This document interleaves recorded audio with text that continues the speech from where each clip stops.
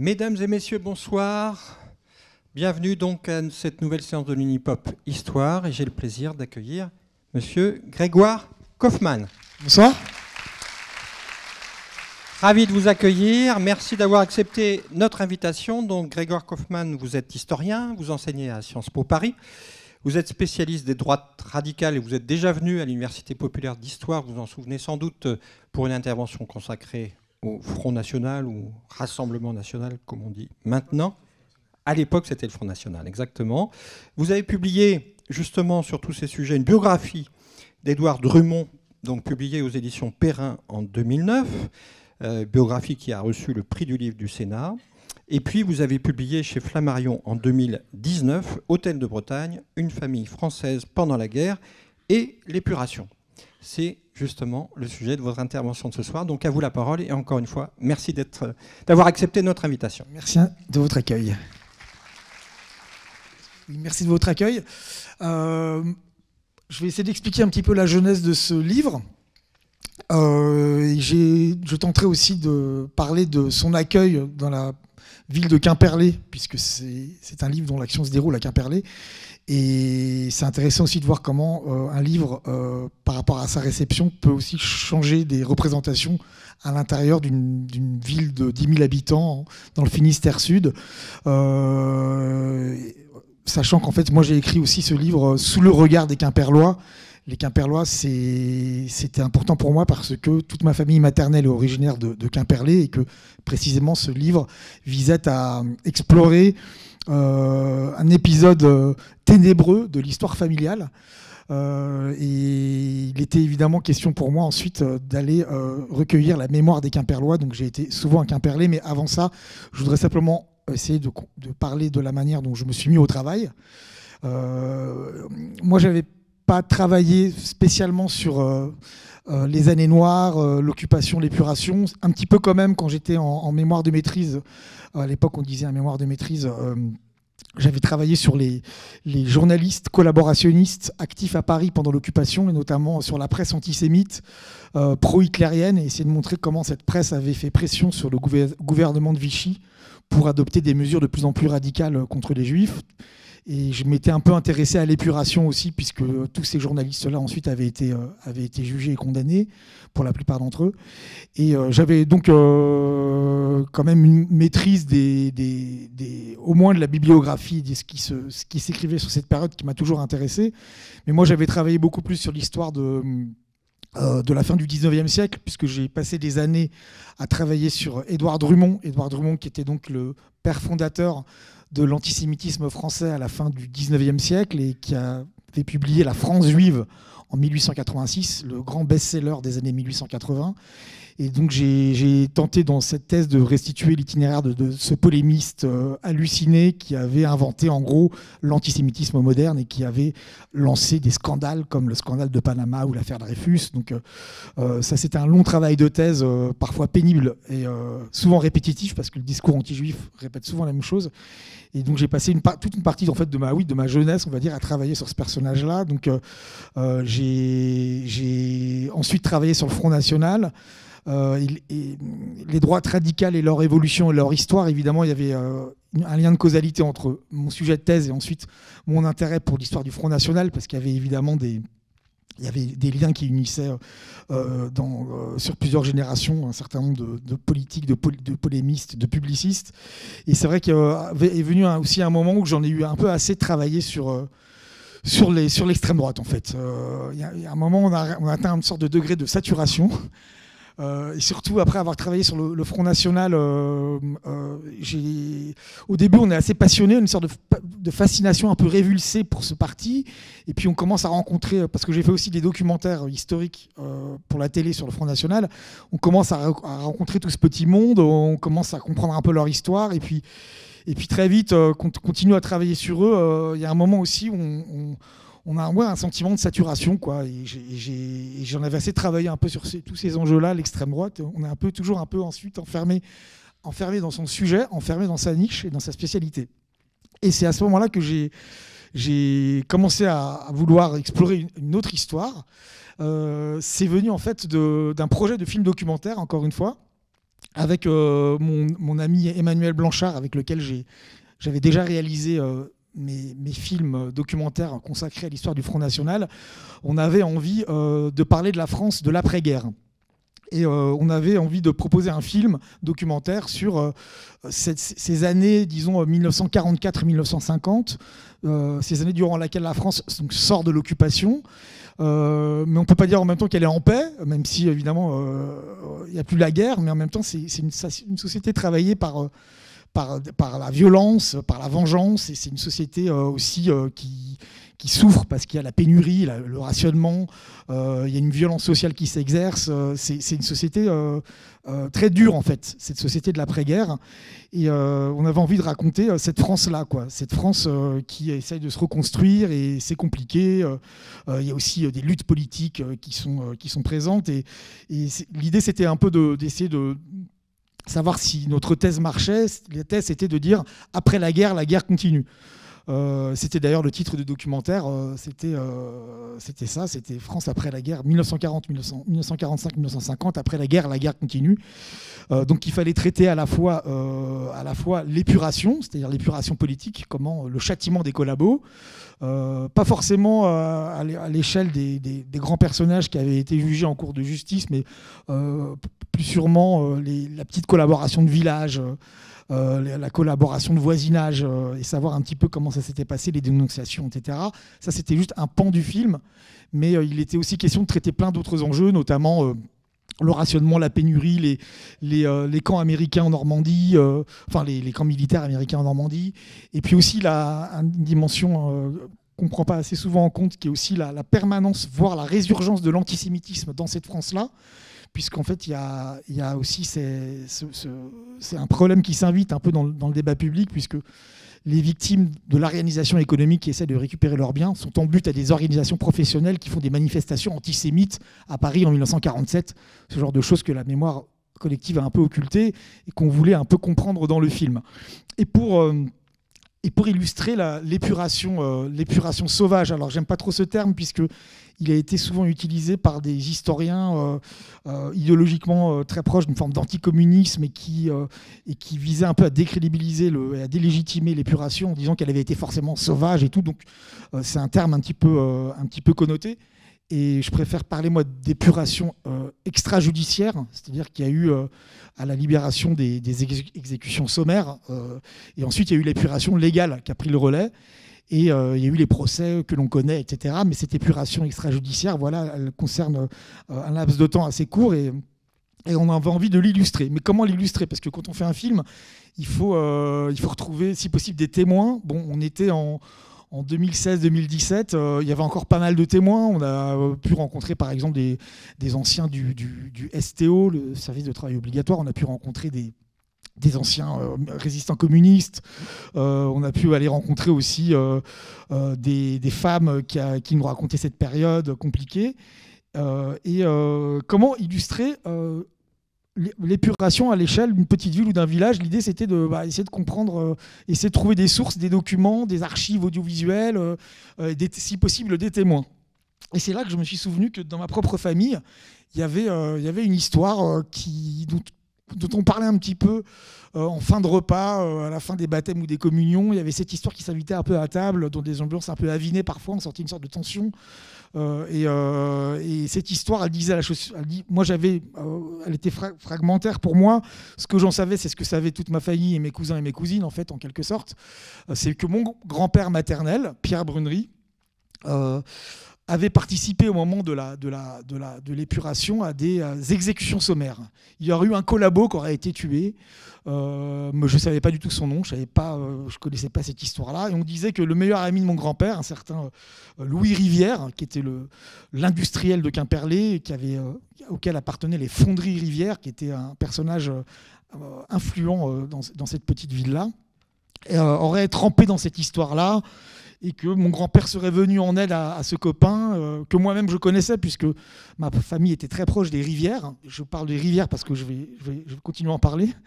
Les rivières et les Bruneries et les rivières, c'était deux clans quimperlois, de notables quimperlois assez unis, avec une complicité qui J'avais bien compris qu'elle remontait à la guerre, mais je ne savais pas pourquoi.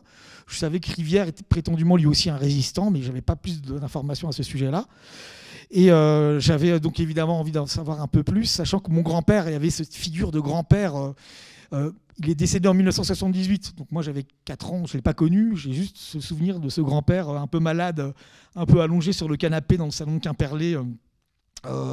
Avec les chut des adultes qui disaient chut, il dort, ne le réveillez pas. Moi j'étais un tout petit garçon, je me souviens de cette silhouette-là, cette figure un peu grise avec ses petits cols en V.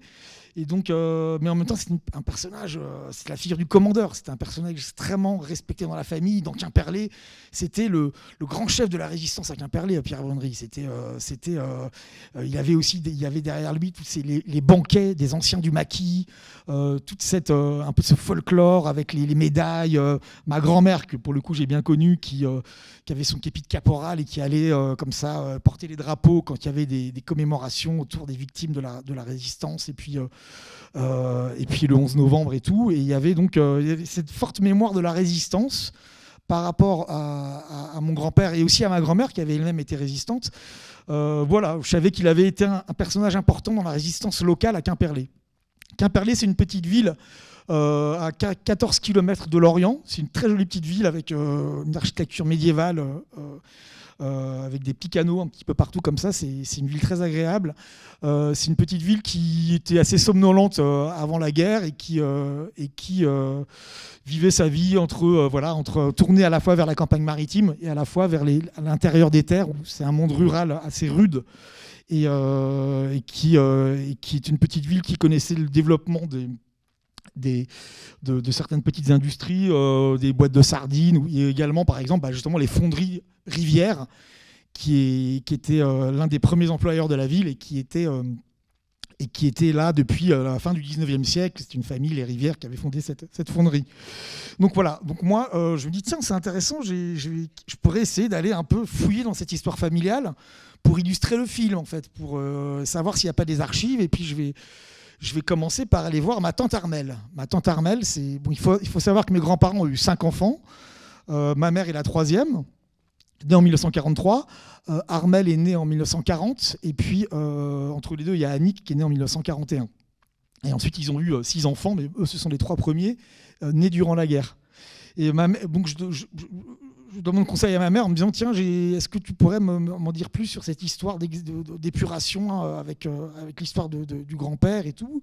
Elle me dit appelle Armelle, c'est la mémoire de la famille. Armelle, elle est professeure de physique-chimie à la retraite. Elle a longtemps travaillé dans la région parisienne, mais elle est installée depuis sa retraite dans une petite maison juste à côté de Quimperlé. Et puis c'est vrai que Armelle, c'était celle qui conserve les archives, c'est elle qui avait les photos, les archives. Parfois, elle mettait sur Internet des petits montages vidéo avec des photos de la famille destinées un peu à tout le monde. Enfin, et puis on disait qu'elle avait en sa possession un certain nombre d'archives. Donc évidemment, je l'appelle, je m'entends évidemment très bien avec elle, j'adore cette tante. Et puis je lui raconte un peu mon projet. Et elle me dit que, faut pas que je bouge trop peut-être. Elle me dit que, parce que moi, expliquait qu'il y a des caméras. Et elle me dit en effet, c'est l'affaire Fontaine. C'est l'affaire Fontaine, oui, c'est l'affaire Rivière-Fontaine. D'ailleurs, Rivière-Fontaine, voilà, les gens à l'époque ont déjà relevé voilà. C'est l'affaire Fontaine. Écoute, j'ai quelques documents sous le coude, là, je te les envoie par la poste. Et puis on se rappelle. J'ai plein d'autres archives, hein, donc tu me dis, on se rappelle, ok. Et donc, j'attends évidemment ces documents impatiemment. Et puis, elle m'envoie des documents. Allez, il y avait une petite liasse de documents avec quelques petites coupures de Ouest France de l'époque et tout. Et là, je découvre des procès-verbaux. Et là, je me dis, c'est incroyable, une histoire folle. Et là, je comprends en gros, ce qui se passe, c'est que il y a cette personne qui doit avoir une soixantaine, 50, 60 ans à l'époque, qui s'appelle donc Adolphe Fontaine, et qui a donc été arrêté. Ce que je comprends en lisant ces documents, c'est que le jour de la libération de Quimperlé, le 9 août 1944, c'est une configuration assez particulière, et là je vais faire une petite incise. Ce qui se passe, c'est que Quimperlé pendant la guerre, cette petite ville-là de 10 000 habitants, elle voit le nombre d'habitants se multiplier quasiment par 3, c'est incroyable, avec des travailleurs qui viennent de l'Europe entière. On y parle toutes les langues, on y parle le tchèque, on y parle le belge, on y parle le flamand, on y parle l'espagnol, italien, même russe. Qu'est-ce qu'ils viennent faire là, tous ces gens-là? Pourquoi est-ce qu'il y a tous ces travailleurs étrangers qui débarquent tout d'un coup à Quimperlé? Parce qu'en fait, Quimperlé est donc juste à côté de Lorient, et Lorient, c'est un endroit stratégique très important pour les Allemands, avec la construction du mur de l'Atlantique, mais aussi ils en font une base navale de sous-marins destinée à être un petit peu la pointe avancée de la défense du continent européen, face évidemment à la Grande-Bretagne. Et donc les Allemands débarquent en force à Lorient, bétonnent littéralement une partie du littoral, construisent leurs sous-marins dans des bases assez modernes et qui mobilisent beaucoup de gens. En fait, les chantiers tournent à plein régime jour et nuit. Et Lorient devient un endroit aussi qui draine un peu tous ces gens-là qui viennent travailler à Lorient. C'est des aventuriers qui viennent de l'Europe entière. Donc en fait, cette armée allemande arrive à Lorient, draine dans son sillage aussi son lot d'affairistes, d'escrocs, d'agents un peu véreux qui sentent bien qu'il y a des affaires à faire à Lorient. Et Lorient, évidemment, c'est trop petit pour loger tout ce monde-là. Et d'autant qu'en fait, Lorient est très sévèrement bombardé, qu'à partir de 1943, elle est déclarée ville interdite et qu'on va...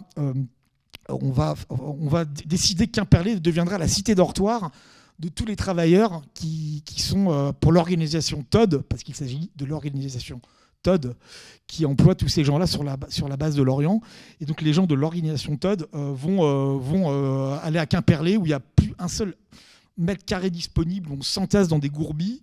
On construit un peu des baraquements un peu partout. Et donc Quimperlé devient une ville comme ça, avec une densité de population. Ils n'ont jamais vu ça. Il faut se mettre à la place d'un Quimperlois qui est quasiment jamais sorti du département et qui tout d'un coup voit arriver ces nuées de travailleurs qui parlent toutes les langues. Et il y a quand même une sorte de choc qui est éprouvé par les Quimperlois à ce moment-là.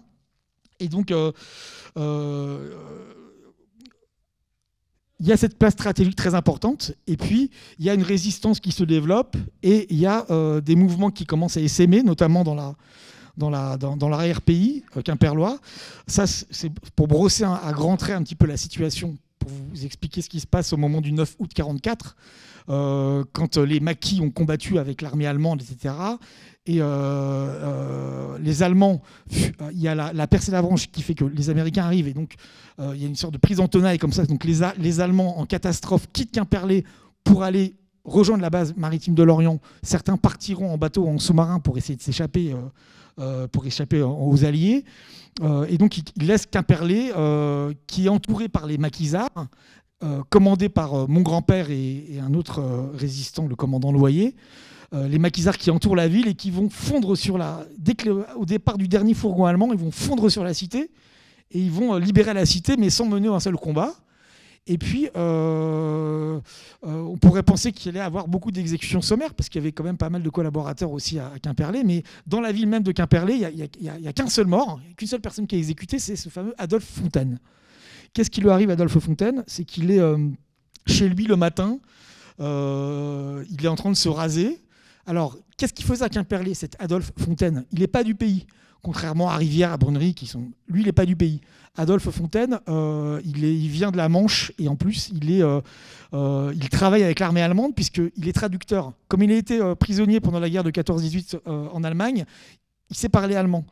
Et il est traducteur, et il travaille aussi au bureau du personnel de l'organisation TOD, qui s'occupe donc de la construction du mur de l'Atlantique. Et donc il est en relation avec toutes les entreprises locales qui travaillent elles aussi pour l'autorité allemande. Et donc il a des informations sur ces industriels qui collaborent économiquement avec les Allemands. Et il à la fois, il fait un peu la liaison entre ce monde économique quimperlois, l'armée allemande, et puis il sait des choses. Il est proche de l'organisation TOD. Est-ce que c'est un collaborateur idéologique ? Là, les témoignages divergent dans les archives que j'ai pu retrouver. On pense qu'il est pétiniste, hein, il n'est sûrement pas résistant, même si on pense qu'il a parfois aidé certains résistants à échapper au travail obligatoire.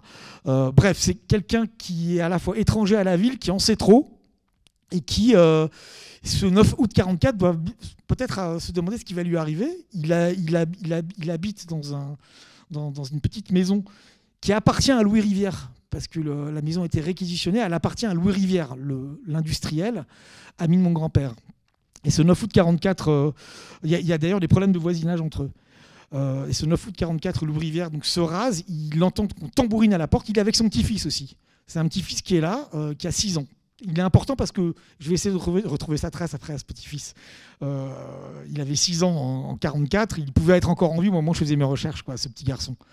Et parce que tout ça, c'est dans les procès-verbaux que j'ai retrouvés. Et alors, on tambourine à la porte. C'est Rivière qui arrive avec des résistants, avec leur brassard FFI, qui arrive et qui le frappe, qui lui donne un coup de revolver sur la mâchoire. Et donc, Fontaine saigne. Sa femme, évidemment, crie. Le petit-fils pleure. Et il est emmené comme ça par un cortège de FFI dans les rues de Quimperlé. Par Louis Rivière, et là il y a une foule qui s'amasse autour de lui, on lui crache dessus, on crie, il y a des menaces de mort. Lui, en plus il a oublié ses lunettes, donc il voit pas grand chose, il a son mouchoir, il a le nez qui saigne et tout, et puis il va y avoir une espèce de procession qui va traverser tout Quimperlé, avec le cortège qui grossit au fur et à mesure, avec des enfants, et on va le faire monter en Haute-Ville. Il va être enfermé dans l'ancien couvent des Ursulines, qui était devenu un lycée, mais qui était en fait un centre de torture que les Allemands avaient installé là pour y faire subir des supplices assez très cruels aux résistants. Et puis, donc c'était un centre vraiment qui était sous l'autorité allemande encore la veille, et qui, depuis ce matin du 9 août, eh bien, les résistants s'en emparent pour en faire le lieu d'internement des collaborateurs ou prétendus collaborateurs. Et Adolphe Fontaine donc, est enfermé dans une cellule. Et sa femme, j'allais dire sa veuve, mais elle sera veuve dans quelques heures. Sa femme essaie de savoir comment faire pour le sortir de là. Elle va voir ses anciens collègues de bureau. Elle va à la prison. Elle dit mais je veux voir mon mari. Est-ce qu'on peut lui apporter au moins un tube d'aspirine, ses lunettes et un mouchoir? Et finalement, le petit-fils a le droit d'entrer dans sa cellule pour faire un câlin à son papy, comme il le dira dans un document que j'ai retrouvé. Et puis, finalement, ce Fontaine est convoqué par un homme, Yves Rodier, qui lui dit « Écoutez, vous êtes condamné à mort ». Et puis, il le place sous le tilleul de la cour du lycée et il est fusillé, il râle encore à terre et on l'achève d'une balle dans la tête. C'est une scène d'exécution vraiment violente. Et son corps traîne sous le tilleul encore un ou 2 jours, et puis on finit par l'enterrer derrière, et voilà. Et donc, moi, ce que je comprends en lisant les archives que m'envoie ma tante Armelle, c'est qu'en fait, Rivière a eu des problèmes avec cette exécution-là. Pourquoi ? Parce que la veuve de Fontaine a porté plainte. On avait tué son mari, elle voulait que justice soit rendue, et donc elle a porté plainte. Donc il y a une instruction qui est menée. Et c'est à partir de ce dossier d'instruction que j'ai découvert des choses incroyables. Et moi, j'avais, dans les archives que m'a envoyé ma tante Armelle, quelques pièces de ce dossier qui traînaient un peu dans les archives familiales. Mais je n'avais pas le dossier dans sa totalité, mais j'avais quelques pistes, je pouvais un peu savoir où est-ce qu'il était, ce dossier. S'il y avait ces pièces, c'est qu'elles étaient bien conservées quelque part dans un centre d'archives. Donc j'ai commencé mon enquête, j'ai réussi à identifier ce dossier de procédure, et puis de fil en aiguille, j'ai identifié d'autres dossiers de procédure dans d'autres centres d'archives sur d'autres collaborateurs qui avaient été inquiétés à la Libération, et notamment sur une famille qui avait été tuée dans la campagne à 10 km à la petite commune de Quérien, une petite commune rurale derrière Quimperlé. Et là encore, il y a Rivière qui est impliqué dans ces exécutions-là. Et puis mon grand-père, à chaque fois, intervient dans la procédure, mon grand-père, pour dire je cautionne totalement ces exécutions, c'est moi qui en ai donné l'ordre. Il nous menaçait, il constituait un danger au moment où nous menions la lutte pour la libération du territoire. Je cautionne ces exécutions, et s'il y a un problème, moi je demande d'être poursuivi moi aussi. D'ailleurs, dans toutes les procédures, ça aboutit à un non-lieu, parce qu'ils ne vont pas inculper Pierre Brunnery, qui est le grand chef de la résistance locale. Donc en fait, en quelque sorte, mon grand-père fait pression sur la justice militaire pour que ces instructions aboutissent à un non-lieu. Et moi, par rapport donc à toutes ces bribes-là, donc je vais aux archives départementales Ille-et-Vilaine, parce que les archives du Finistère sont, pour ce qui concerne les dossiers d'épuration, elles sont à Rennes. Je vais aussi beaucoup aux archives départementales du Finistère à Quimper. Je vais aussi, c'est là où j'ai trouvé le plus de sources, aux archives de la justice militaire qui sont au Blanc, qui est un endroit dans l'Indre, pas loin de Poitiers. Et je vais aussi surtout à Quimperlé, et je vais essayer de rencontrer les derniers témoins. Et je vais donc parfois au plus profond des campagnes, dans des petits chemins de terre défoncés, pour essayer de retrouver un ancien qui va me parler de ce qu'il a vu, de ce qu'il a cru entendre, de ce qu'il a cru voir, de mon grand-père et de la lutte entre les maquisards et l'armée allemande, et puis à la fois des collaborateurs qui étaient sur place. J'essaie de reconstituer en fait l'histoire de cette petite ville pendant l'occupation, au moment de la libération. C'est aussi une manière pour moi d'aller à la rencontre de mon grand-père. Qui était cet homme, qui était ce héros couvert d'honneur à Quimperlé, et est-ce qu'il était vraiment responsable de ces exécutions? Pourquoi elles ont été commises? Et puis c'était aussi une manière, après j'ai lu tout ce qu'on pouvait lire sur la résistance en Bretagne, sur la sociologie des campagnes bretonnes, pour essayer de m'imprégner en fait de la manière dont les contemporains avaient pu ressentir les choses. En fait, c'est aussi ça le travail de l'historien, c'est essayer d'aller au plus près des sensibilités des contemporains quand ils ont vécu les événements. Donc, et puis c'était aussi une quête très émouvante pour moi que d'aller assez souvent à Quimperlé. Bon, j'étais logé chez mes deux tantes, Armelle et Noël. Et donc, je commence à prendre mes marques dans cette ville-là. Et je commence à mener mon enquête. Et j'essaie de comprendre par quel engrenage, finalement, il y a eu ces exécutions-là. Est-ce que mon grand-père a vraiment été impliqué? Pourquoi? Et qu'est-ce qui s'est passé réellement? Et je trouve aussi plein de petites affaires annexes. Je m'intéresse aussi aux femmes tondues, parce que ce fameux 9 août, il y a également eu des femmes tondues. Je m'intéresse à ce qui s'est passé dans la petite campagne alentour. Bref, j'essaie en fait de retracer l'histoire de cette ville, l'histoire de mon grand-père et l'histoire de l'épuration. Et alors, ce qui est assez incroyable, c'est que je comprends que finalement, il y a d'autres archives encore dans la famille. Il y a Armelle qui a un fonds d'archives assez important, mais mon autre tante Noël a elle-même un fonds d'archives, mais personne ne sait vraiment qu'elle le possède. Elle ne le dit pas trop. Et je comprends aussi que voilà, les archives, c'est aussi une manière d'hériter d'une forme de légitimité par rapport aux parents et par rapport à la famille. Donc en fait, c'est aussi un pouvoir, les archives. Donc on détient les archives et on ne veut pas forcément les faire partager aux autres dans la famille. Mais moi, j'arrivais comme le neveu historien, donc j'avais tous les sacrements pour avoir ces archives à ma disposition. Donc elles m'ont évidemment facilité la tâche. Et ce qui est incroyable, c'est que je vais à la rencontre de ce grand-père, et puis je découvre dans les archives de Noël un carton entier, une sorte de malle en carton. Et là, je découvre des lettres, et des lettres, mais il y en a des centaines et des centaines et des centaines. Et je découvre la correspondance amoureuse entre mes grands-parents, mon grand-père et ma grand-mère. Comme mon grand-père est un tout jeune homme qui vient en vacances à Quimperlé et qui rencontre la jeune Imelda. Et là, je vais aussi m'emparer de cette correspondance-là. Alors, comment on réagit quand on retrouve des lettres très amoureuses entre ses grands-parents? Il y a une forme de... Une génération est passée. Il y a pas trop je ne sais pas si ça avait été la correspondance de mes parents, ça m'aurait extrêmement gêné sans doute. Mais là, mes grands-parents, voilà, ils étaient déjà décédés, je n'avais pas connu mon grand-père, et puis je pensais que voilà, l'objet était pas froid, mais tiède, quoi. Il était pas... je me sentais autorisé, je me donnais l'autorisation de travailler dessus. Mais on peut se poser la question, ça peut être délicat de travailler sur une correspondance amoureuse. Alors, je vous rassure, c'est pas les lettres sont par ailleurs lues par la famille d'Imelda, ce ne sont pas des lettres qui prêtent à équivoque ou quoi que ce soit. Enfin, quoi qu'il y ait des petits passages, parfois, entre les lignes, on lit des choses, mais en tout cas, ce sont des très belles lettres. Alors, ce qui me permet aussi vraiment d'aller à la rencontre de ce grand-père et de savoir qui il était et puis comment il a rencontré cette jeune Imelda. Pierre Brunerie, c'est un petit gars qui est né à Paris, qui vivait dans le quartier du Canal de l'Ourcq. C'est un fils d'ébéniste. Lui-même, donc le père de Pierre Brunerie, c'est un gars du Limousin qui est venu s'installer à Paris, comme beaucoup de gens du Limousin à l'époque, qui fuyaient la misère de leur village et qui venaient à Paris avec souvent les métiers du bois. Donc il était ébéniste, et donc il avait son petit atelier dans la capitale à Paris. Et mon grand-père, ils habitent dans ces HBM, ces habitations à loyer modéré, ces appartements en briques rouges qu'on voit encore pas mal à Paris, qui sont d'ailleurs réhabilités en ce moment, et qui sont à l'époque, voilà, les HLM de l'époque en quelque sorte. Et puis c'est un peu des logements sociaux. Il habite là-bas avec sa fratrie, ses parents, et puis c'est vraiment un petit titi parisien. Il est assez bon à l'école, et après son certificat d'études, il fait l'école Boulle. L'école Boulle, c'est les métiers du dessin, ça existe encore. Et ensuite, après l'école Boulle, à l'époque, on pouvait, quand on avait un bon dossier à l'école Boulle, on pouvait directement s'inscrire aux Beaux-Arts en archi.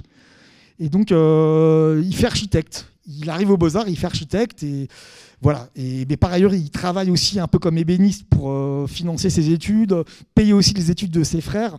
C'est un gars volontaire, entreprenant. C'est un gros bosseur, avec un esprit assez droit, assez mathématique. Et c'est un jeune type, quoi. Un jeune type qui va danser au bal du bout de Chaumont le 14 juillet. Enfin, il vit sa jeunesse. Et puis, il se trouve qu'il va souvent en vacances à Quimperlé, parce que il a, on dit toujours un mode à la cousin de Bretagne, mais en fait, je ne rentre pas dans les détails, mais il se trouve qu'il a un lien de parenté indirect avec la jeune Imelda, puisque la jeune Imelda a un oncle qui est marié avec une femme qui est liée à la famille de Pierre Brunerie.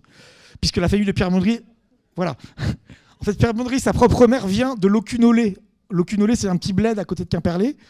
Donc en fait, il est d'origine bretonne par sa mère. Voilà. Qu'est-ce que j'ai dit de... J'ai pas été clair ou je sais pas? Non? Je suis clair ou c'est un peu compliqué? Okay. Donc, et alors, Locunolé, c'est un petit endroit derrière Quimperlé. Et donc, la mère de Pierre Brunerie, j'aurais dû le préciser, est elle-même bretonne. Et alors, la mère de Pierre Brunerie, elle est venue à Paris faire bonne, en fait, comme toutes les Bretonnes qui allaient à Paris à l'époque, enfin la plupart. Elle arrive à Paris et elle travaille comme bonne. Et elle rencontre ce jeune ébéniste un soir de bal. Et d'ailleurs, elle tombera enceinte. Avant de se marier. Et d'ailleurs, Pierre Brunerie ils vont se marier en fait parce que Pierre Brunerie est dans le ventre de mon arrière-grand-mère en quelque sorte. Mais en fait, c'est un petit accident. Bref, et donc d'ailleurs, je pense que ce statut d'enfant qui est né 3 mois après le mariage de ses parents, c'est lui qui allait être un militaire, un homme d'honneur, assez droit dans ses bottes. Je pense que c'était peut-être un peu humiliant. Enfin, il n'en parlait pas volontiers. Ça devait être assez dur pour lui, je pense. À l'époque, c'était difficile ce genre d'indication sur l'état civil et tout. Et donc, il en est conscient, mais il n'en a jamais parlé. Enfin, bref. Et donc, voilà. Il devient architecte et donc il va souvent, quand la famille peut s'autoriser des vacances, ils vont parfois dans le Limousin, mais ils vont plus souvent en Bretagne. Et là, en fait, en Bretagne, il rencontre cette petite Imelda, ils ont 5 ans d'écart. Il tombe amoureux d'elle alors qu'elle a que 13 ans. Il la voit, elle chante dans une cérémonie religieuse. Alors les Bruneries, ils sont très anticléricaux, hein, c'est plutôt communiste, manif dans les années 30 contre la police et charges de police. Mon grand-père était communiste, il était d'ailleurs même pas baptisé, parce que son père lui-même était anticlérical, et ils avaient abandonné la religion depuis longtemps. Et donc, il y a ce côté aussi, cet ancrage communiste du monde un peu des ouvriers, les petits artisans du canal d'Ourcq, de l'Est parisien. Et mon grand-père était vraiment... je ne pense pas qu'il était militant communiste, mais il était allé en tout cas dans les manifs communistes au début des années 30. Ça, j'ai réussi à le prouver. Et il était de cœur communiste et assez anticlérical et bouffeur de curé, pour le dire simplement. Mais la jeune petite Imelda, elle est... totalement dans la religion. C'est une Bretonne dont la mère parle breton et l'arrière-grand-mère ne parle pas français, parce qu'elle ne parle que breton. Et donc c'est vraiment la Bretagne quimpérloise, ce Finistère encore très rural. Et il se trouve que c'est un matriarcat en fait. Imelda, sa mère et sa grand-mère. C'est un matriarcat puisque la mère et la grand-mère d'Imelda, le père est parti en tant que marin alcoolique, il n'est pas vraiment revenu, il est mort. Et en fait... ces femmes, il y avait beaucoup de matriarcat, c'est un truc très breton, ça, le matriarcat. Et Imelda, en fait, c'était la fille de l'hôtel de Bretagne. Donc c'est le titre de mon livre, puisqu'Imelda, sa mère et sa grand-mère tenaient l'hôtel de Bretagne. L'hôtel de Bretagne, au début, c'était un petit restaurant. Comme elle était veuve de guerre, sa mère, elle avait réuni un petit pécule pour acheter un fonds de petit restaurant. Et puis comme ces Bretonnes têtues et travailleuses, entreprenantes, assez autoritaires, avaient finalement développé un peu leur petite affaire et avaient racheté les murs et tout. Et puis finalement, ça avait fait un hôtel quand même avec 35 lits qui est juste devant la gare de Quimperlé quand on arrive. Alors aujourd'hui, ça a changé, C'est une entreprise d'assurance, mais moi je ne l'ai pas connu, l'hôtel de Bretagne, il a fermé dans les années 60. Mais l'hôtel de Bretagne, c'était une institution quimperloise. C'était un hôtel assez modeste, mais qui est réputé quand même pour les bons petits plats qu'on y proposait. Et puis c'était un hôtel facile parce qu'il était juste en face de la gare. Il y a beaucoup de voyageurs de commerce qui partaient. Et la jeune Imelda, elle est élève aux Ursulines de Quimperlé, comme tous les gens dans sa famille. Et puis elle, en même temps, elle sert à l'hôtel. Elle sert les hommes à l'hôtel. Elle voit. Donc c'est aussi une manière pour elle de faire connaissance avec la nature humaine que de servir dans cet hôtel-là où elle a un petit échantillon d'humanité devant elle tous les jours, quoi. Et elle a la langue bien pendue, cette grand-mère, et puis elle versifie, elle écrit des poèmes, elle a d'ailleurs un certain bonheur d'expression dans ses lettres, elle a le sens de la formule. Et donc, elle tombe elle aussi très amoureuse de ce Parisien qui vient en vacances de temps en temps. Et ils sont très très amoureux. Ils commencent à s'écrire et ils sont. Pierre Brundry n'a qu'une idée, c'est de revenir à Quimperlé voir Imelda. Et puis elle grandit, elle passe son certificat d'études. Elle est ensuite en pension chez les Ursulines à Quimperlé. Il continue un petit peu à s'écrire. Et puis à un moment, il arrive à un moment où Imelda va avoir 18 ans et Pierre Brundry lui dit écoute, je vais demander ta main à ta famille. Je suis fou. Les lettres sont des lettres d'amour très très belles. Ils sont littéralement fous amoureux l'un de l'autre. C'est une très belle et très grande histoire d'amour. Et donc ils vont devoir lutter pour imposer leur amour et l'imposer à leur propre famille parce que c'est compliqué. C'est compliqué pourquoi ? Parce que la famille d'Imelda, très catholique, regarde ces Parisiens qui sont un peu le fagot, ce Pierre Brundry n'est même pas baptisé. En plus, qu'est-ce qu'il a choisi comme vocation ? Architecte. Architecte à l'époque, c'est vraiment la profession qu'il ne faut pas choisir aux yeux des Bretonnes autoritaires de l'hôtel de Bretagne. Architecte, on est en pleine crise des années 30. C'est une immense crise qui traverse tout le secteur du bâtiment. Il y a des faillites dans toutes les agences d'architecture à l'époque. Et les architectes n'arrivent pas à gagner leur vie dans les années 30 parce qu'il y a cette fameuse crise qui touche le bâtiment. Et donc, c'est pas un métier d'avenir du tout. Et puis, ça a un côté, il est étudiant aux Beaux-Arts, lui, à Paris, Pierre Brundry. Donc, il y a un côté archi, un côté un peu bohème. C'est la fanfare, c'est la fête, côté archi. Ils n'aiment pas trop ça à l'hôtel de Bretagne. Donc, en fait, c'est pas question. Pierre Brundry n'aura pas la main d'Imelda. La famille s'oppose farouchement. Les deux Bretonnes, donc mère et grand-mère d'Imelda, s'opposent farouchement au mariage. Et donc, lui souffre beaucoup. Et puis, c'est très humiliant pour lui parce qu'on lui refuse aussi parce qu'il vient d'un milieu modeste et elles le lui font sentir aussi. Et il trouve ça injuste, il trouve ça profondément injuste et il va lutter. Donc c'est là aussi qu'une correspondance clandestine commence à se mettre un peu en place. Il continue à correspondre, ils n'abandonnent absolument pas. Et puis de toute façon, Imelda, elle aussi, est têtue. Elle dit je t'aime, je veux t'épouser, on va y arriver.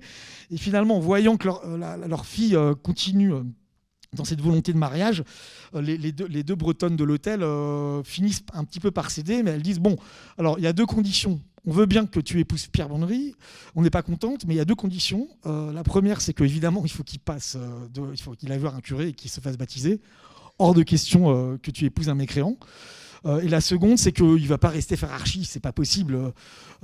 C'est bien, là, il est au service militaire, il a l'esprit mathématique. Pourquoi est-ce qu'il ne resterait pas pour faire une formation d'officier de carrière au sein de l'armée? Il est dans l'artillerie, c'est dans les années 30, quoi. On est il commence en 36 son service militaire. Et puis, en effet, archi, c'est pas un métier d'avenir. Et puis, la mort dans l'âme, Pierre Brundry lui-même cède aussi un peu par rapport à lui-même. Il se dit bon, c'est vrai, architecture, c'est pas un métier d'avenir. Je pourrais aussi faire ma vie au sein de l'armée. Je pourrais d'ailleurs préparer une école assez prestigieuse, une école de formation d'artilleurs qui a à l'époque à Fontainebleau et qui est assez dure. Et puis il se dit tiens, je pourrais aussi essayer de préparer l'école de guerre. Comme il est assez bosseur et comme il a toujours été assez à l'aise scolairement, il se dit tiens, je vais essayer ça. Et donc il devient officier de carrière. Et il va faire cette formation.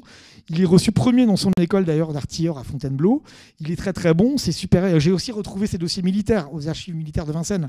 On voit les notations de ses supérieurs, c'est assez émouvant parce que au début, il dit bon, encore des progrès à faire, un peu chien fou, et puis à la fin, c'est meneur d'hommes, sachant donner un exemple de courage et de virilité face à ces hommes, très bon entraîneur de troupes. Enfin, on sent que ça devient un officier dans l'âme, quoi.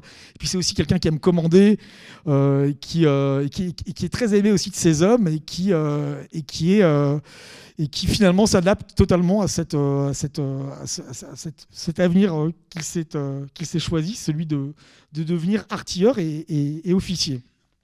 Et il pense d'ailleurs, comme je le disais, préparer l'école de guerre. Et alors, le mariage a lieu. Joli mariage en août 1939. C'est pas forcément, quand on est militaire pour se marier, une super date. Août 1939, j'ai retrouvé des photos, j'ai même retrouvé le menu incroyable, et les menus de mariage de l'époque, je ne sais pas comment ils faisaient pour manger tout ça, mais il y a au moins 4 entrées, 6 plats, 1000 desserts, et ça s'est copié sur arrosé. Et ce qui se passe aussi, c'est que donc il y a le mariage à l'hôtel de Bretagne, et comme de bien entendu, il se marie à l'hôtel de Bretagne. Il arrive, elles sont assez belles les photos parce qu'il a mis il est habillé en officier avec sa casquette, il est beau. Enfin, ma grand-mère est jeune, elle est belle, elle a ses yeux bleus, ses côtés un peu échevelés comme ça, on sent qu'ils sont très heureux. D'ailleurs, en fait, ma tante Armelle est conçue le soir même, août 39. Voilà.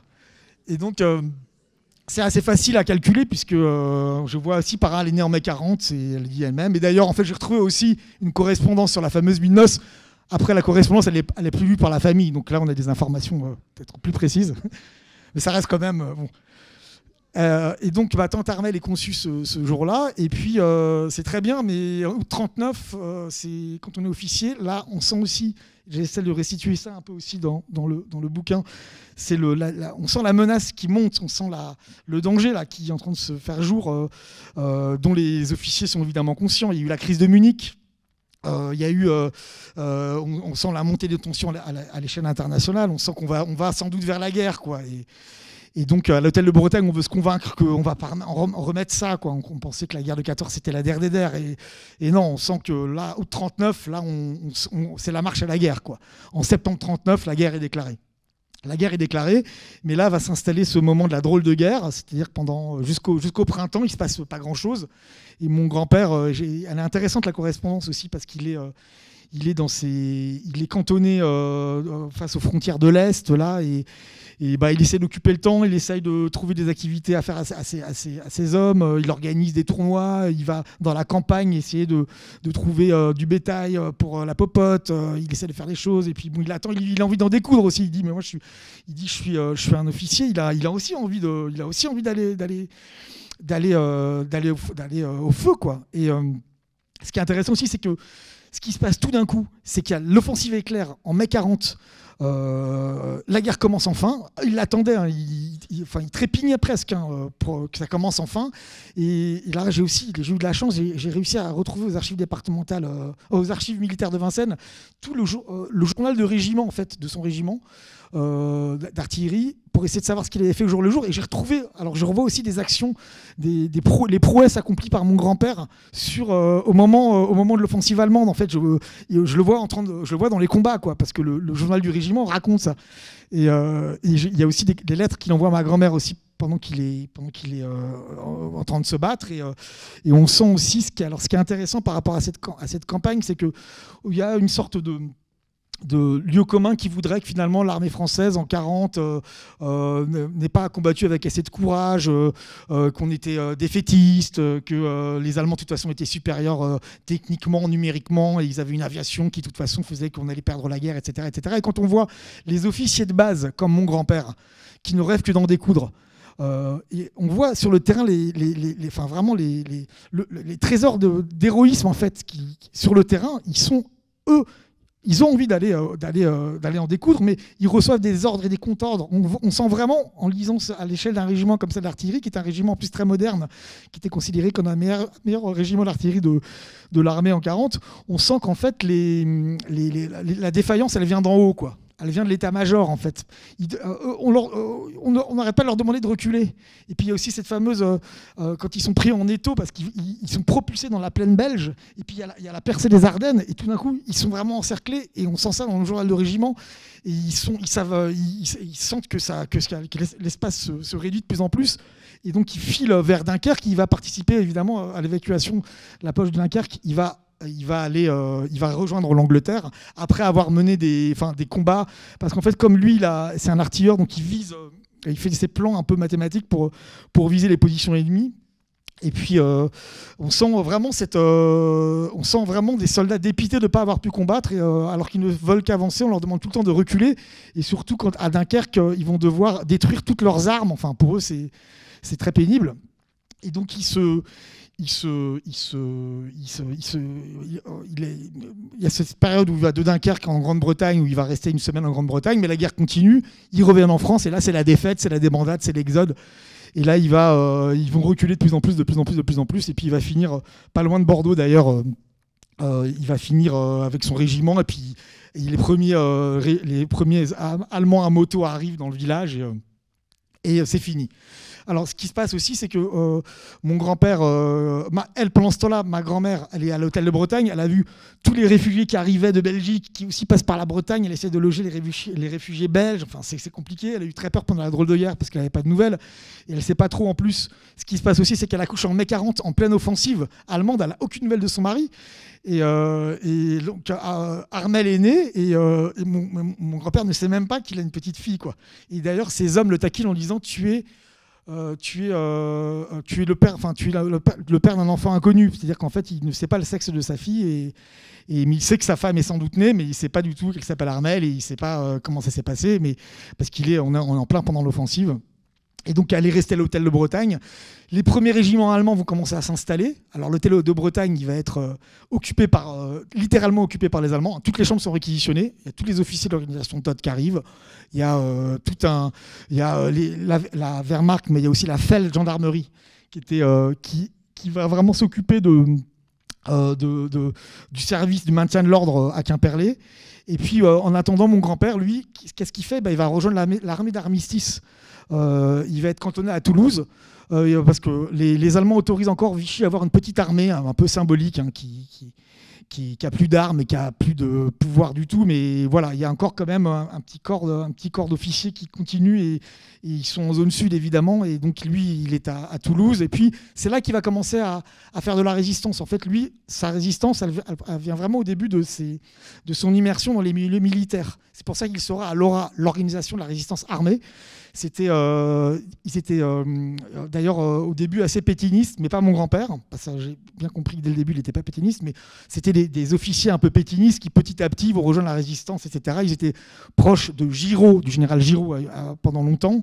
Et puis finalement, ils vont rejoindre la résistance, et puis ils arrivent avec leurs compétences logistiques, avec leur savoir-faire de soldats, quoi. Et c'est vrai que la résistance, elle manque cruellement de compétences pour s'organiser, que ces anciens officiers, qui sont finalement aussi des officiers assez revanchards et germanophobes, ils se regroupent au sein de cette ORA, l'organisation de l'armée, de la résistance armée, que mon grand-père va rejoindre. Il va mais il va aussi fréquenter les milieux de la résistance communiste et socialiste à Toulouse, puisqu'il y a aussi toute cette tradition des réfugiés espagnols. Il y a un socialisme municipal qui est très fort, et puis il y a la fac de Toulouse où il y a des professeurs antifascistes qui sont là depuis longtemps. Il retrouve un peu cette ambiance qu'il avait connue au moment des années 30, un peu avant le Front populaire, quand il était dans ces milieux un peu communistes. C'est aussi sa famille. Et il entre en résistance. Ma grand-mère vient avec Armelle s'installer à Toulouse, où ma mère naît en 1943. Donc il se retrouve avec 3 filles à Toulouse, en train de renseigner l'armée britannique par un réseau de correspondants. Il fait de la résistance à l'intérieur de l'armée à ce moment-là. Et puis, finalement, il y a une dénonciation. Bref, il part en catastrophe. Il repart s'installer à l'hôtel de Bretagne, à Quimperlé, avec ses 3 filles. Ma mère est donc un bébé à l'époque. Et puis, c'est là qu'il va commencer à organiser la résistance. Lui, il arrive, il va organiser la résistance, rationaliser un petit peu tout ça, en attendant le jour J, parce qu'on sait que le débarquement va arriver, qu'on sait qu'il y a des choses intéressantes qui vont se passer en Bretagne, évidemment. Et c'est là qu'il va devenir l'un des patrons du maquis quimperlois, quoi, et qui va là encore aussi, il arrive. Alors, pour un artilleur, c'est très frustrant parce qu'il n'y a pas d'armes.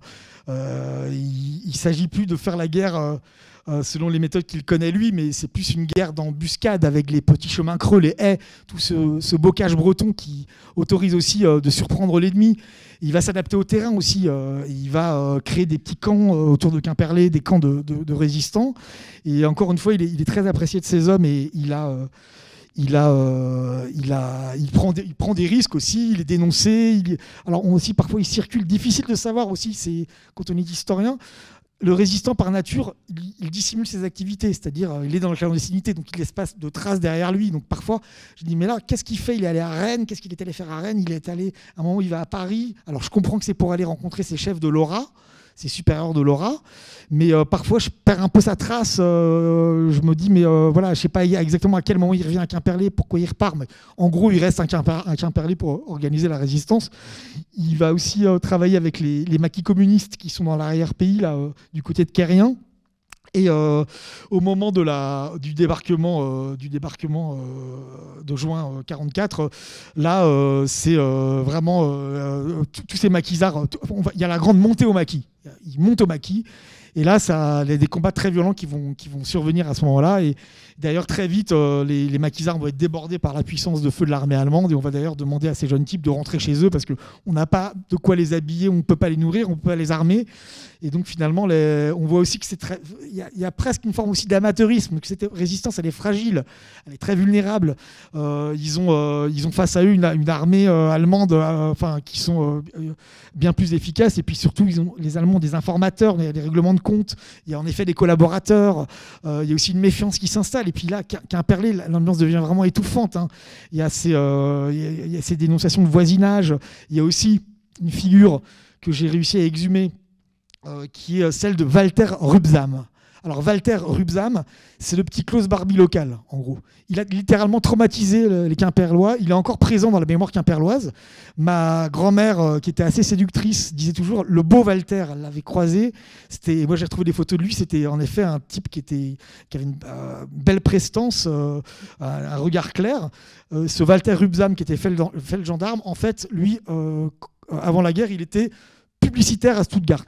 Il était publicitaire à Stuttgart et puis il est muté à Quimperlé. On lui demande d'aller combattre les maquis avec ses hommes, etc. Et donc il va de manière très efficace créer un réseau d'informateurs.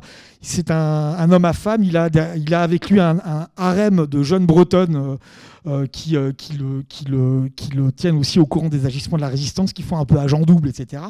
Et ce Walter Rübsam a été celui qui décidait des supplices. Les supplices qui étaient donc dans ce fameux ancien couvent des Ursulines, là, le lycée de Quimperlé, qui étaient des supplices où certains résistants sortaient comme fous, quoi, torturés de manière vraiment très cruelle. Et Walter Rübsam, ça c'est juste, je fais une incise, qu'était-il devenu après la guerre? Parce que j'ai retrouvé aussi ses dossiers dans les dossiers de la justice militaire.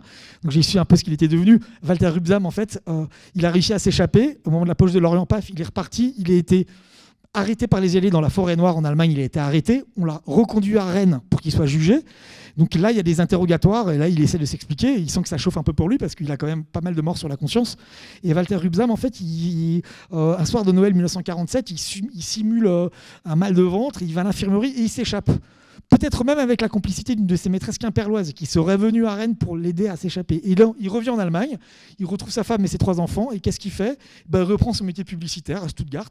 Il va être très connu dans les années 60 puisqu'il va faire un slogan de publicité pour une marque de lessive qui s'appelle Bockknecht, qui va faire littéralement enrager les féministes allemandes, puisque ce slogan, c'est Bockknecht connaît, c'est pour les machines à laver, hein, Bockknecht connaît le désir des femmes.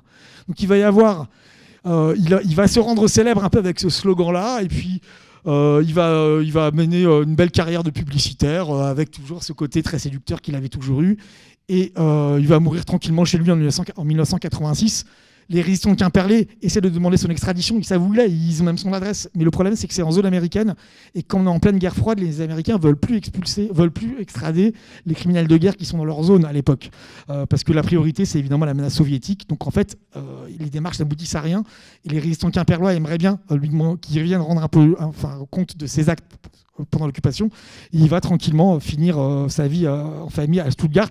J'ai essayé via un service dédié en Allemagne, quand je savais qu'il avait eu des enfants, je voulais aussi avoir accès à son dossier militaire, à ce Walter, en Allemagne.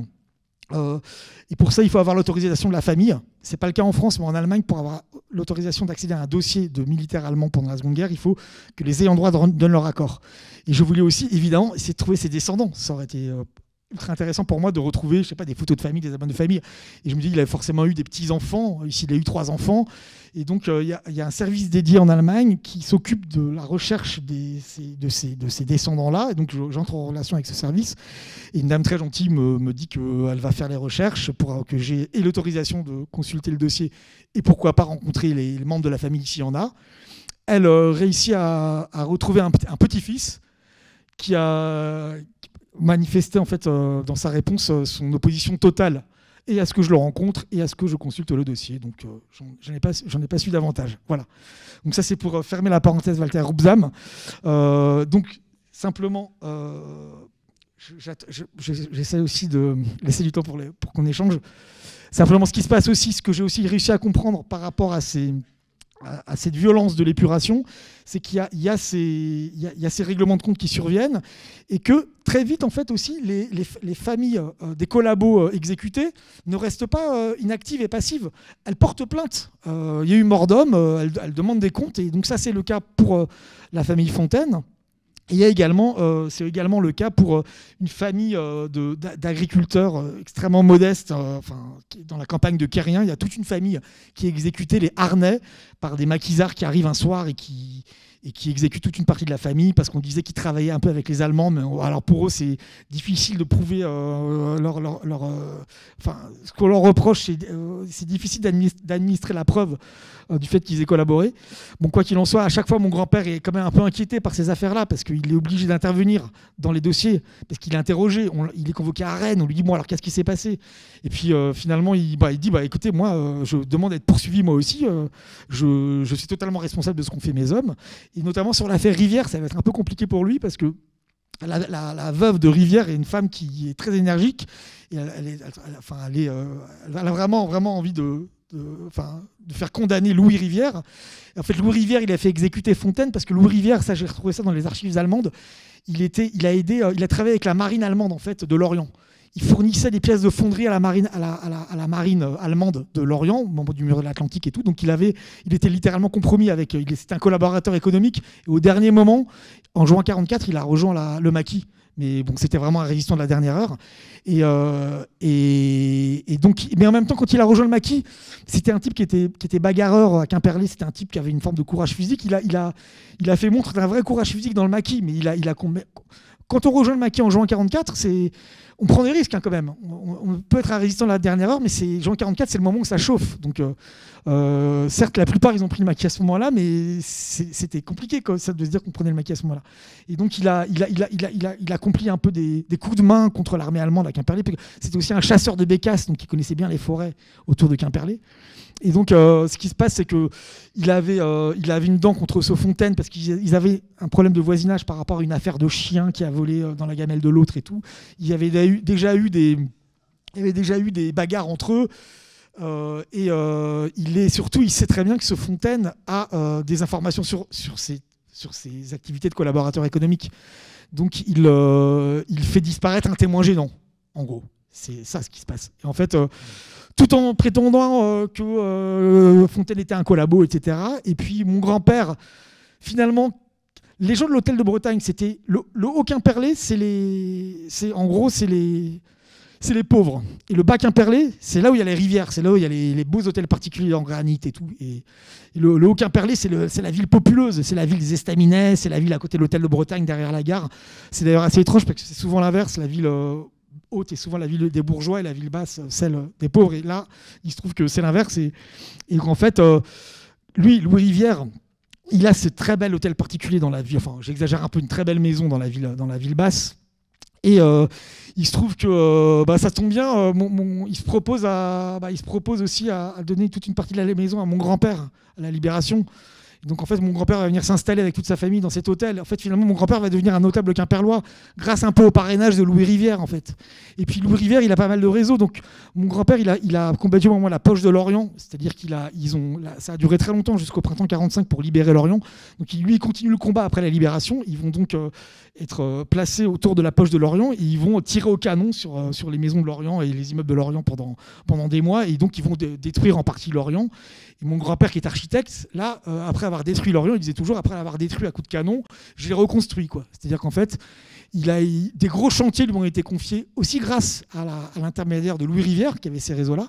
En gros, mon grand-père va devenir un notable quimperlois avec l'appui de ce résistant problématique qui a exécuté sommairement un collabo tout aussi problématique, quoi. Et finalement, il va vivre sa vie d'architecte, membre du Rotary Club. Il va virer gaulliste, il avait été communiste dans les années 30. Et il va faire une famille nombreuse avec cette figure de père très autoritaire ma mère en garde un souvenir un peu traumatique parce qu'il était extrêmement exigeant, extrêmement sévère. Et à la fois, c'était toujours le culte de l'effort. Il menait sa famille comme il aurait mené un régiment, disait ma mère. Et en même temps, alors là, je suis un peu sévère avec ce Pierre Bonnery, puisqu'il... Qu'est-ce qu'on aurait pu faire à sa place? À partir du moment... Alors, Louis Rivière, il ne savait pas que Louis Rivière allait exécuter Fontaine, mais ça avait été fait. Qu'est-ce qu'il allait faire? Se déjuger? C'était le patron des résistants, c'était le chef du maquis. Qu'est-ce qu'il a fait par rapport à ces jeunes gars FFI qui sont allés exterminer une famille dans un petit village? S'il les avait déjugés, il aurait manqué en fait, finalement, au devoir de solidarité qui devrait unir entre eux les résistants. En même temps, est-ce qu'il aurait dû les dénoncer? C'est facile aussi de porter un jugement sur ce qu'il aurait dû faire, en fait. Et puis, il faut savoir qu'au moment de la libération, c'est incroyable, les éléments vont à toute vitesse, on ne sait pas ce qui va se passer. Il improvise, il est dans l'urgence, donc il est aussi débordé par ces résistants qui veulent régler leur compte, quoi. Donc la situation lui échappe en partie, quoi. Ils n'ont pas de moyens de communication quand ils sont à Quimperlé, qu'il y a la libération et le maquis.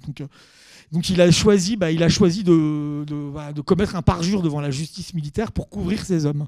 Voilà. Il n'en a pas moins fait preuve d'un immense héroïsme et d'un engagement qui force l'admiration. Et moi, je suis un peu partagé par rapport à cette figure-là parce que à la fois, je trouve ça inadmissible, en fait, ce qui a été commis. Et il y a une injustice qui a été commise par rapport à ces familles. Voilà, toutes ces procédures-là, c'est des non-lieux. Et puis en même temps, j'ai une vraie admiration, une vraie tendresse pour cet homme qui était à la fois un être pudique, qui était travailleur, qui venait d'un milieu social très modeste et qui a réussi à céder à force de travail, qui était un homme d'honneur à l'ancienne, un peu, qui était à la fois, qui avait gardé son côté un peu anard communiste. C'était un grand amateur de Pierre Dac, l'humoriste. Et puis, il avait ce côté un peu, ce qu'on peut avoir les archis, quoi, c'est-à-dire le côté fanfare, le côté fête, le côté on casse des assiettes sur la tête. Enfin, avec tous ses copains architectes, il y avait toujours une chouette ambiance dans cette maison-là. Et puis, par ailleurs, je vais conclure, mais je voulais dire que cette manière aussi de revisiter une page de la résistance quimperloise, c'est pas essayer de délégitimer ou de jeter l'anathème sur ce qu'ont fait les résistants en disant voilà, c'était tous des assassins en puissance. Non, pas du tout. La résistance quimperloise, elle a payé un très lourd tribut de sang à la répression. Il y a eu des débordements qui ont été commis. Il y a eu aussi des collabos qui ont dénoncé et qui ont aussi du sang sur les mains. Voilà, mais il faut essayer d'introduire un peu de nuance. C'est ni noir ni blanc, comme d'habitude, c'est gris. Et que ces résistants-là,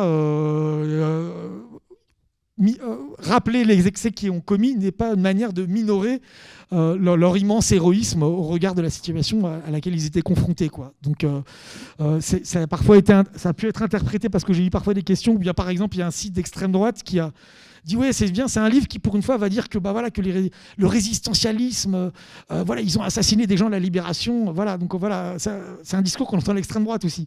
Donc voilà, il faut faire attention. C'est pas le discours que je cautionne du tout. J'essaie juste de montrer que oui, il y a eu cette épuration. Ce qui s'est passé à Quimperlé, pourquoi c'est intéressant, c'est que ça s'est passé un peu dans toutes les petites villes de France. En fait, c'est un petit échantillon parmi d'autres et que c'est une manière de zoomer sur un petit coin de France qui dit la France aussi dans sa totalité. Même si ce coin de Bretagne était très particulier du fait de la densité de la présence allemande avec l'organisation Todt. C'était un coin très particulier. Ça ressemblait pas à la résistance dans le Limousin ou ailleurs, quoi. Mais voilà, c'était intéressant. Et puis finalement, c'était un moment émouvant pour moi de faire connaissance avec ce grand-père. Et pour une fois, je m'arrachais un peu à mon métier d'historien traditionnel en mettant un peu en scène ma recherche, en parlant un peu à la première personne. Enfin, ce que j'avais pas l'habitude de faire. Moi, jamais utilisé le jeu en histoire parce que on regarde dans le style impersonnel et tout. Donc j'ai à la fois fait un travail documenté, sourcé, à la fois en assumant une part de subjectivité, puisqu'il s'agissait de ma propre famille. Donc c'était difficile de faire autrement. Et je vais dire vraiment en une seconde, l'accueil à Quimperlé était alors des moments de... C'est comme s'il y avait une sorte de travail de mémoire qui tout d'un coup se cristallisait autour de mon livre. Parce qu'en fait, des Quimperlois, il y avait des centaines de Quimperlois qui venaient pour acheter le livre et qui, certains me pleuraient dans les bras parce qu'ils retrouvaient qui un oncle, qui un cousin, qui une tante. Et puis la famille Arnay qui avait été exécutée dans le petit village de Carrien. Enfin, ils ont su ce qui s'était passé, pourquoi est-ce qu'on avait exécuté une partie de leur famille. Et donc eux, ils étaient totalement émus parce que je suis aussi allé à Carrien faire des interventions. Et là, ça virait quasiment à la thérapie collective. Ils voulaient... Enfin, c'était fou, en fait. C'était fou. Et j'ai eu simplement un vrai problème, c'est que j'étais en train de faire une intervention au centre Leclerc de Quimperlé où il y a une librairie et je vois qu'il y a un type dans la salle qui me regarde avec un regard noir, méchant. Je fais « Oh non, j'espère que c'est pas lui » parce que je savais par ma tante qu'il avait commencé à écrire des mails, c'était le petit-fils de Louis Rivière.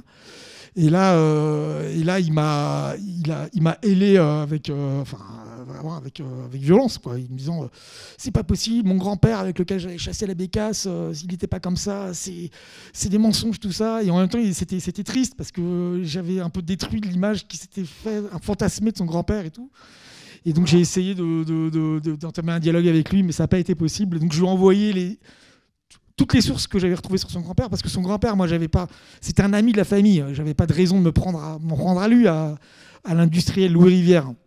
Mais c'est vrai que j'aurais bien aimé trouver des documents pour le grandir un peu, mais tout ce que je trouvais sur lui, c'était un type qui était malhonnête, bagarreur, qui trompait sa femme, à la limite. Je suis pas un moraliste, mais bon, il était menteur, il était, je sais pas, il fait penser un peu au personnage là, du film de Chabrol là, dans Jean-Yann. Non, mais là, c'est un peu caricatural, mais vraiment, il n'encourageait pas la sympathie, ce type.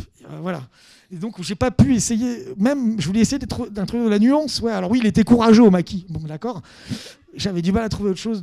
Et puis, j'ai aussi appris des histoires familiales très, très glauques parce que sa femme tombe enceinte sous l'occupation, il l'oblige à avorter. Enfin, et sa femme meurt. Enfin. Bref, c'était vraiment un personnage assez abominable. Enfin, c'est difficile de ne pas porter de jugement de valeur, quoi. Et donc, c'est vrai que ce monsieur c'était horrible pour lui parce qu'il l'avait aimé, ce grand-père. Lui, il était né dans les années 60. Donc, voilà. Et donc, j'ai envoyé à ce monsieur qui était par ailleurs aussi un ami de la famille. Ce monsieur, je ne le connaissais pas personnellement, mais il connaissait ma mère, il connaissait mes tantes. Donc, c'était compliqué dans la relation Rivière-Brunerie, quoi. Et donc, je lui ai envoyé toutes mes archives, en fait, pour essayer de lui montrer que ça s'appuyait sur des sources précises. Mais alors, non, il a dit que là, il allait faire un livre sur son grand-père pour le réhabiliter. Donc, il est censé faire ce livre. Voilà. Et après, un historien est toujours... la discussion reste ouverte. J'ai pu me tromper des archives que je n'ai pas pu voir. Merci beaucoup. Grégoire Kaufmann, merci.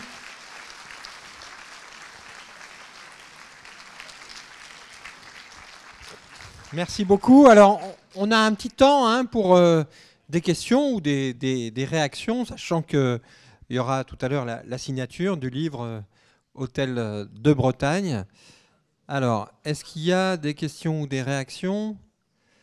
Vous pouvez nous confirmer, donc il n'y a pas eu d'issue judiciaire concernant les 2 exécutions, en fait. C'est ça, Il y a eu à chaque fois un non-lieu. Un non-lieu, voilà. Il n'y a pas eu de condamnation ou même de véritable... C'est un non-lieu, quoi. C'est un pur non-lieu. Ouais. Alors, une question ici. Il est évoqué dans le documentaire qu'il y a eu 10 à 12 000 exécutions. Alors, je voudrais savoir si vous pouvez faire la part entre les judiciaires et les extrajudiciaires. Alors, je ne vais pas vous dire de bêtises parce que je n'ai pas les chiffres en tête, mais selon moi, c'est plutôt 10 000 extrajudiciaires. Il me semble, je ne vais pas dire de bêtises. Mais de toute façon, alors là, il y a une querelle de chiffres qui divise un peu les historiens. C'est comme un peu le nombre de femmes tondues ou bien le nombre d'enfants de couples franco-allemands nés des enfants de l'amour de la guerre et tout. C'est difficile de quantifier, mais en gros, pour ce qui est des exécutions sommaires, je pense qu'on est autour de 10 000. Et exécutions extrajudiciaires, un peu moins, je pense. Mais comme je n'ai pas les chiffres en tête, je ne veux pas vous dire de bêtises. Je peux poser une deuxième question ? Je voulais savoir, votre grand-père, une fois qu'il a été démobilisé après puisque l'armée, en novembre 1942, l'armée Hitler met fin à l'armée d'armistice. Donc vous avez dit il est à Toulouse et ensuite il va repartir à Quimperlé. Mais à partir de là, il n'a plus de traitement de l'armée. Donc il va vivre de quoi alors? Alors il garde quand même une petite pension. Il garde une petite pension. Tous ces officiers démobilisés, parce que oui, évidemment, au moment de l'invasion de la zone sud, l'armée française disparaît purement et simplement. Il n'y a plus d'armée française. Il n'y a plus d'armée française. Et donc mon grand-père, il va rester un peu dans la région de Toulouse. Il va essayer de trouver du travail.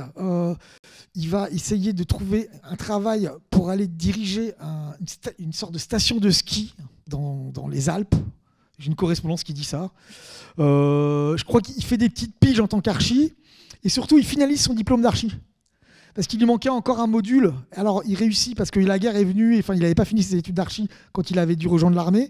Donc, il finit son cursus d'architecte, en fait, en quelques mois. Il réussit à avoir une équivalence pour avoir le diplôme d'archi. Mais ça va très vite puisqu'il part en janvier 43. Donc là,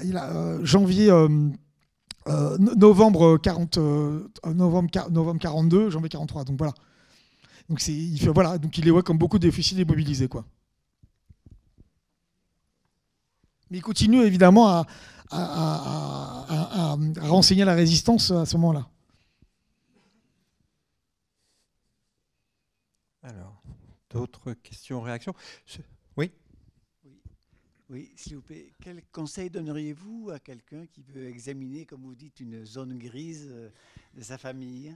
Alors, merci de me poser cette question parce que, après avoir fait ce livre, en fait, je me suis dit comment écrire l'histoire des siens. Et j'ai créé un atelier avec mes étudiants de deuxième année à Sciences Po qui s'intitule Écrire l'histoire des siens. Et en fait, l'idée, c'est comment explorer un pan de son histoire familiale et comment procéder, quels sont les outils, quel que soit le sujet que l'on souhaite aborder. Et donc c'est une manière aussi de leur donner des outils pour trouver les archives, pour aller lire un peu les livres qu'il faut lire, mais sans passer sans s'embarrasser de lectures qui leur serviront à rien. Et c'est surtout aussi une initiation en fait au maniement des archives et à la manière de trouver des archives, comment identifier les archives. Et alors ce qui est intéressant, c'est que mes étudiants Sciences Po, ils sont nés au début des années 2000. Alors eux, leurs grands-parents ont l'âge de mes parents. Leurs grands-parents, c'est comme ils appellent ça, les boomers. C'est-à-dire ils sont nés entre 45 et 50, les grands-parents. Enfin, 45 et 55. Donc déjà, ça fait prendre un petit coup de vieux. Et en fait, on se dit, ah oui, d'accord, en fait, j'ai vraiment l'âge d'être leurs parents, ce qui est le cas. Et donc, eux, ils s'intéressent à l'histoire de leurs grands-parents. Donc, c'est plus les mêmes problématiques parce que ces parents-là, c'est souvent des histoires des 30 Glorieuses. Qu'est-ce qu'ils ont fait en 68 Alors, parfois, ils s'interrogent aussi. Alors, la guerre d'Algérie revient pas mal aussi parce qu'ils ont pu faire la guerre d'Algérie. Mais dès lors qu'ils souhaitent, ces étudiants-là, aborder la Seconde Guerre mondiale, c'est les arrière-grands-parents. Donc, c'est un peu moins proche d'eux. Alors, après, non, pour répondre concrètement, ça dépend déjà des archives que vous avez à disposition. Une fois qu'on a... Ce que je dis souvent aussi, c'est qu'on pense que c'est tout un monde d'aller trouver des archives. Par exemple, vous avez quelqu'un de votre famille qui a vécu dans tel département pendant la guerre et vous n'avez pas d'informations et vous aimeriez bien savoir des choses sur lui. Mais comment faire? Ça paraît insurmontable. En fait, c'est très simple. Il faut commencer par écrire aux archives départementales. Les archives départementales, elles mettent du temps à répondre, parfois 2, 3, 4 mois. Mais leur travail, c'est une mission de service public, c'est de répondre aux particuliers pour les aider à identifier les archives. Donc, leur travail aux archives départementales, c'est de vous aider dans votre quête. Ils sont tenus de vous répondre, de faire la recherche que vous leur demandez. Par exemple, vous avez eu un aïeul qui aurait, je sais pas moi, participé à un mouvement de résistance. Et il est fort probable que son nom apparaisse dans un fond. Alors, ils vont peut-être pas retrouver le document en question avec le nom de la personne que vous recherchez, mais ils vous mettront sur la piste de fonds d'archives en vous donnant des cotes et en vous invitant à venir les consulter. Donc c'est assez facile. Il faut écrire aux archives. Et ça se fait de manière empirique. On écrit aux archives, ils vous renseignent, ils vous mettent souvent sur la piste d'autres archives. En disant, il faut plutôt aller voir les archives militaires pour ça. Ah oui, vous voulez le dossier? Ça, c'est les archives militaires. Ah non, pas celles de Paris. Ça, c'est celles qui sont à Nantes ou à Poitiers. Et voilà. Ça, c'est aux archives nationales et c'est pas aux archives départementales. Les archivistes, ils vous guident. C'est des pros. Ils sont là pour vous aider. Et ils sont tenus de vous répondre. Ils le font bien volontiers. Et ils le font aussi à l'égard des particuliers qui demandent des informations sur leur famille. Donc il faut écrire aux archives départementales pour commencer, ou à tel centre d'archives. Et si c'est pas le bon, ils vous renverront. Ils ont toutes les chances de vous renvoyer vers le bon. Voyez.